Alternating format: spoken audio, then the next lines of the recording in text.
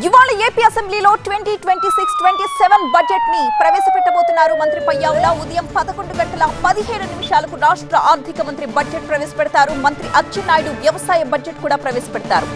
3,46,000 కోట్ల రూపాయలు బడ్జెట్ ఉండొచ్చని అంచనా వేస్తున్నారు. మండలిలో బడ్జెట్ ప్రవేశపెట్టనున్నారు హోంమంత్రి అనిత. మండలిలో వ్యవసాయ బడ్జెట్ ప్రవేశపెట్టబోతున్నారు మంత్రి అనగాని.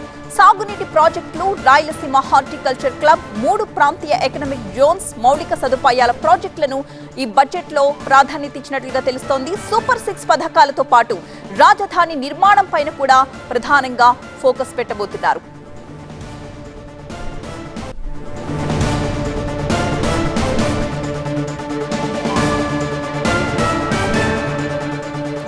మరి కాసేపట్లో రాష్ట్ర కేబినెట్ సమావేశం అవుతోంది. వార్షిక బడ్జెట్ ని మంత్రి మండలి ఆమోదించనుంది. విజయవాడ ఇంద్రకీలాద్రిపై బడ్జెట్ ప్రతులకు పూజలు నిర్వహిస్తున్నారు. దుర్గమ్మను దర్శించుకున్నారు ఆర్థిక శాఖ అధికారులు. తన క్యాంపు కార్యాలయంలో బడ్జెట్ ప్రతులకు పూజలు చేశారు మంత్రి పయ్యావుల. ఆ తర్వాత బడ్జెట్ ప్రతులతో అసెంబ్లీకి బయలుదేరి వెళ్లారు పయ్యావుల.